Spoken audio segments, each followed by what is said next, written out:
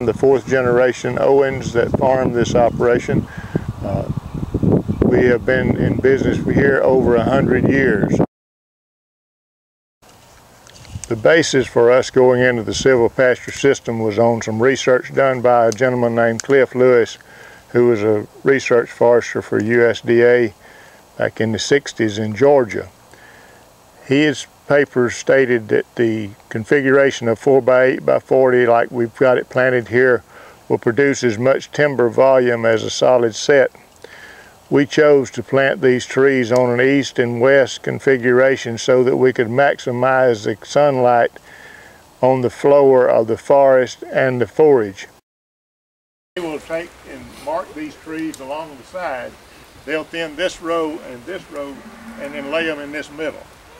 Then when they get through, I have a root rake that goes on the front of a loader tractor like that one, and we push that debris back in the area off of the grass. And we won't let them log during wet seasons when it's going to rut it out. We find that the white Dutch grows very close to the ground and you cannot overgraze it. On the Dixie Crimson, we have to take the cattle off of it at least 21 days during the grazing season in order for it to make mature seeds where we don't have to seed it again. We've only planted this clover one time in 25 years. By letting it reseed and get the hard seed, you don't have to worry about a stand. You'll always have a stand of clover every year if you graze the cover off of it. This is an inline water trough. All of our farms are divided into grazing cells. In these grazing cells, they normally from 5 to 7 acres.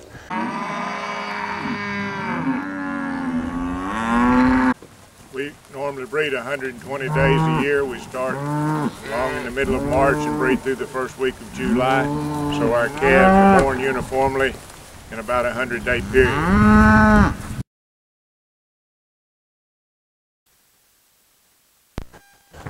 Trailer feeders to keep it up off the ground. We store it in barns on pallets and because hay is one of the highest priced commodities we feed.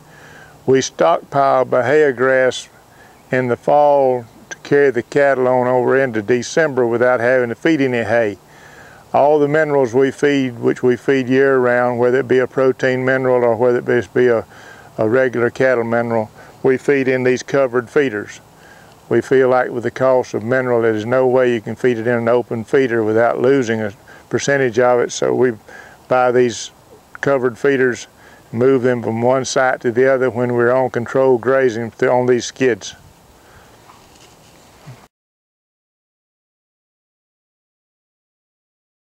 In 1971, when I started this operation, I began buying metal panels to make cow pens out of. These panels that you're looking at here are almost 40 years old, and we're still using them. And as a management tool, we feel like the cattle need to be worked at least twice a year.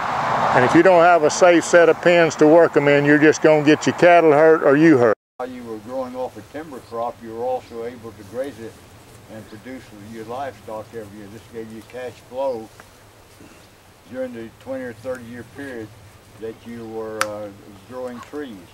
So George and Pat came to a seminar that we held over at Lake City with the Extension Service out of the University of Florida back in 84,